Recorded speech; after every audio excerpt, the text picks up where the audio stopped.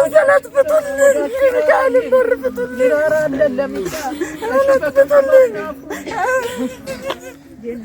እኔ በጉልበቴ ተመርክኬ ነው የምጠይቀው የሚካኤል በር መዘጋት የለበትም ሚካኤል ቤት ማጣት የለበትም እኔ ልጣ እኔ ለማይሉን እንጂ ሚካኤል አጣምና ፍቱት ሚካኤል ወዳጆች በሙሉ እርዱት ሚካኤልን እርዱት አያሉ ሚካኤል ሩሩ ሚካኤል ደራሹ ሚካኤልን እርዱት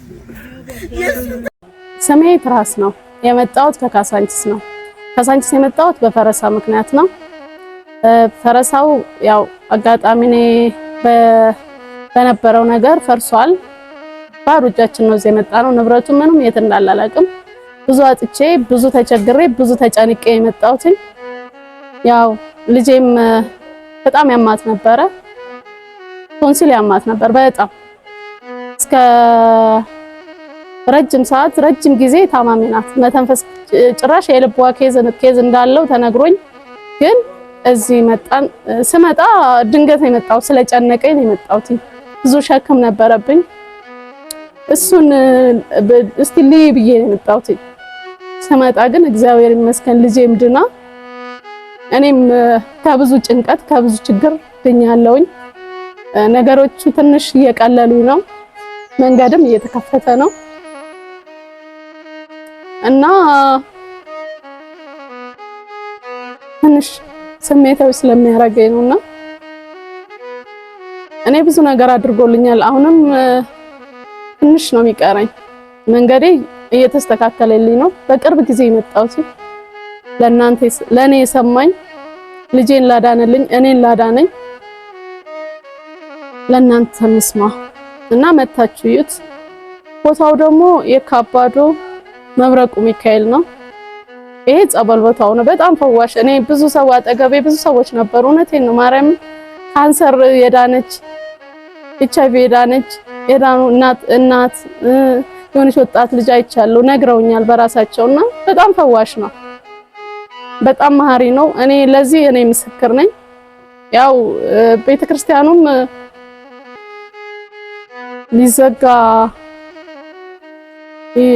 በእንትኑ ምክንያት ሊዘጋ በእዳ ምክንያት ሊዘጋ ነው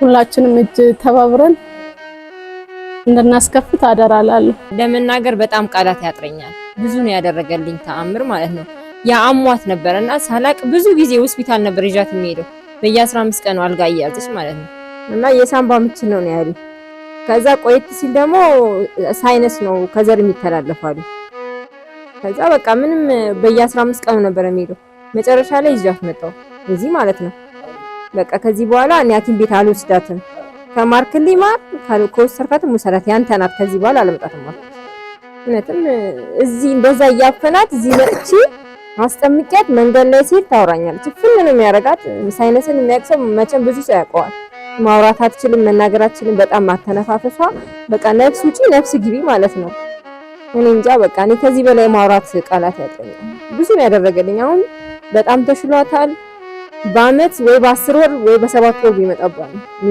አጋጣሚ እሱንም ከራሴ ጥንቃቄ ጉድለት ነው እንጂ በጣም ደህና ናት በቃ እዚህ ማስጠመቅ ከጀመርኩኝ እኔ ሲያማት እዚህ ነው ይዣት መጣው ማታ ሲያማት ካደረ ጠዋት በቃ ጤነኛ ነው የምትሆነው እየቀነሰ ደህና ናት እና ለኔም ብዙ ነገር አድርጎልኛል ያው በስውርም ቢሆን ማይነገርም ቢሆን በስውር እኔ ብዙ ነገር ነው የሚሰራልኝ እየሰራልኝም ነው እግዚአብሔር ይመስገን ብዙ ሰው ምህረትና ፈውስ ለማግኘት ከከተማ ይወጣል እጅግ ብዙ ሰው ከአዲስ አበባ ከአራ ሱዳን ድንበር ይሄዳል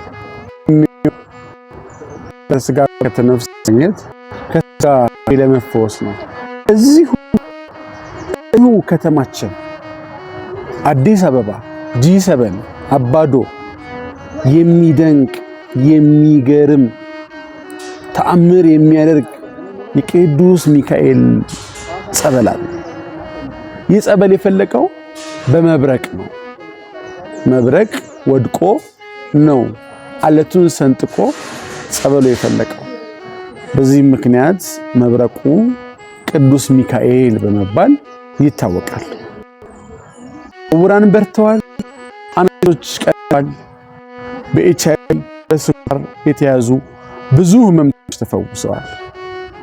እነዚህ ያያችኋቸው ጥቂት እጅግ በጣም ጥቂት ተአምራት ናቸው።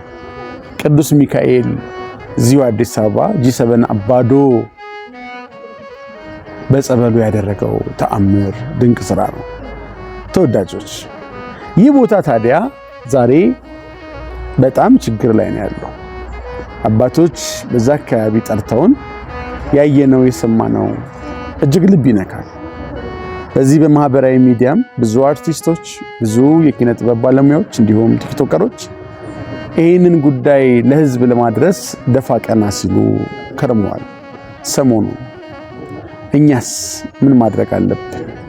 ምን ይጠበቅብናል ብለን ወደ አባቶቻችን ሄደን አባቶቻችንን ጠይቀናቸው ነበረ። እንግዲህ 11 ሚሊዮን ብር ዕዳ ስላለበት ነው በዚህ መልኩ በተቆለፈ በር በአጥር እየተዘለለ ወደ ቤተ መቅደሱ የሚገባው። ዕዳ ስላለበት ቅዱስ ሚካኤል ዕዳ ስላለበት አስባችሁታል?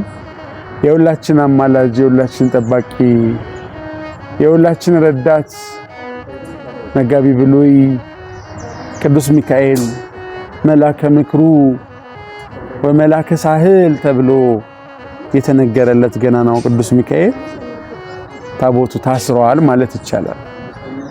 ታዲያ ኦርቶዶክሳውያን የት ናችሁ? ሩቅ አትሂዱ።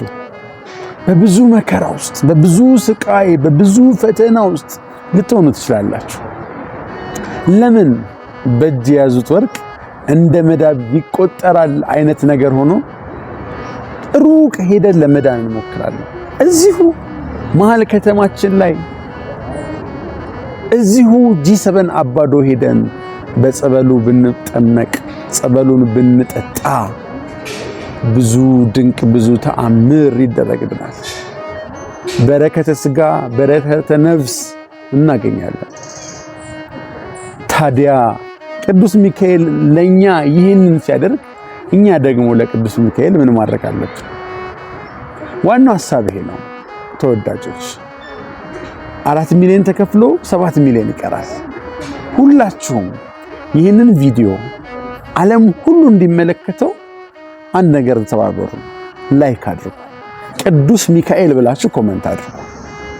ቅዱስ ሚካኤል ለደጅ አብቃን፣ ቅዱስ ሚካኤል አንተ ተራዳን ጠብቀን እያላችሁ ኮሜንት አድርጉ። ቪዲዮ ለዓለም ይደርሳል። ማን ያውቃል? በእናንተ ምክንያት ቪዲዮ ለዓለም ደርሶ ይህንን ዕዳ የሚሸፍንልን የሚረዳልንን አባቶችን እረፍት የሚያሰጥ አንድ ሰው ልናገኝ እንችላለን። ስለዚህ የቅዱስ ሚካኤል ወዳጆች በመላው ዓለም ያላችሁ ይሄው አካውንቱ መብረቁ G7 ቅዱስ ሚካኤል ቤተክርስቲያን ይባላል። ሁላችሁም የምትችሉትን ድጋፍ እንድታደርጉ በእግዚአብሔር ፍቅር እጠይቃችኋለሁ። ቅዱስ ሚካኤል በአማላጅነት አይለየን፣ አይለያችሁ። እግዚአብሔር ይባርካችሁ።